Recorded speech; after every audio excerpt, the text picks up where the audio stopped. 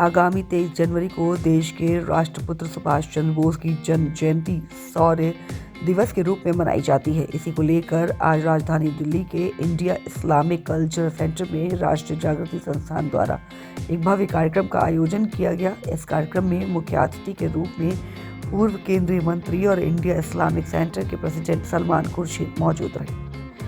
कार्यक्रम में देश के राष्ट्रपुत्र सुभाष चंद्र बोस की जीवनी पर अभिनय किया गया तथा इस अभिनय की स्क्रिप्ट राष्ट्रीय जागृति संस्थान के राष्ट्रीय महासचिव अभय कश्यप द्वारा लिखी गई। इस अभिनय में नेताजी सुभाष चंद्र बोस के रूप में देव शर्मा, प्रभा भाटी, बोस के रूप में टीना अरोड़ा, महात्मा गांधी के रूप में कमलेश पंडित, शरत चंद्र बोस के रूप में निशांत भारती, देशबंधु चित्तरंजन दास के रूप में सुनील मेहरा, दीनबंधु CF अंड्रेस के रूप में दिलीप, सरोजनी नायडू के रूप में टीना अरोड़ा, बाल गंगाधर तिलक के रूप में अभिषेक, जवाहरलाल नेहरू के रूप में दिलीप, वीर सावरकर के रूप में SP शुक्ला, एमली सेंकल के रूप में सौम्या केसरी, एडोल्फ हिटलर के रूप में शिवम कुंडलिया, लक्ष्मी स्वामीनाथन के रूप में बीनू, साधु के रूप में भारत यादव, मां भारती के रूप में सौम्या कुमारी आदि लोगों ने नेता सुभाष चंद्र बोस के जीवन पर सुंदर और प्रेरणादायक एक्ट और उनके जीवन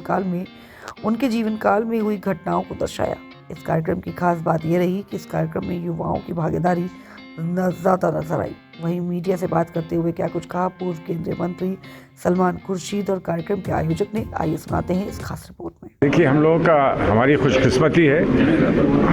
खुशकिस्मती है कि उनका जन्मदिन 23 तारीख को है, फिर हमारा राष्ट्र पर्व 26 तारीख को है और जो आज एक भावना देश में है, मुल्क में है, जो भावना हमारी राष्ट्रीय एकता की और राष्ट्रीय अस्मिता की जो एक भावना पर चर्चा चारों तरफ हो रही है, उसमें इससे बढ़कर, इससे बेहतर कोई पेशकश और हो नहीं सकती थी। मैं बड़ा आभारी हूँ इन सब लोगों का कि इन्होंने बड़ा प्रोत्साहित करने वाला काम किया है और दिल को बहुत खुश करने वाला काम किया है। देशभक्ति का ये सही समर्पण आज हमको इस पेशकश में देखने को मिला है। तो इसलिए सच कह रहे हैं कि जो इंस्पिरेशन है और इसमें जो प्रोत्साहन आज मिला है, उसके लिए शब्द काफ़ी नहीं है। शब्द ढूंढने पड़ेंगे कि हम क्या शब्द उसके लिए इस्तेमाल करें। और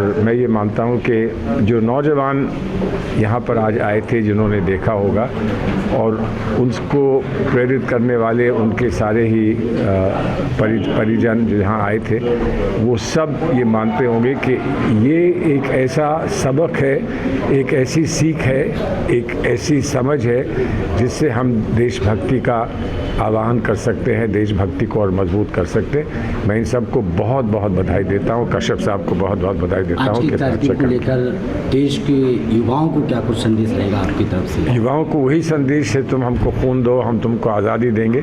लेकिन सच्ची बात है, खून देने का समय समय पर जो तात्पर्य है वो बदल जाता है।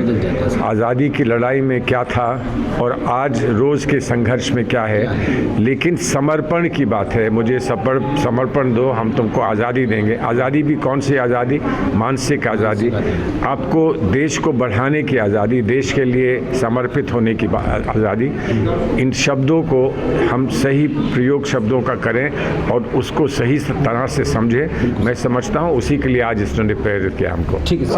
थोड़ा फ़र्क है, दूसरी बार स्टेज हुआ है, लेकिन दोनों फ़र्क थे। पिछले साल थोड़ा फ़र्क था। हमारा विचार है साल में एक बार कम से कम सुभाष बोस की जब बर्थ तिथि जब आती है 23 तारीख को, तो उसके आसपास हम कोशिश करते हैं कि युवाओं को फिर से एक बार सुभाष बोस से मिलवाया जाए। एक बार मैं लगने पूछ सकता हूँ दोबारा से। चलिए जल्दी आइए।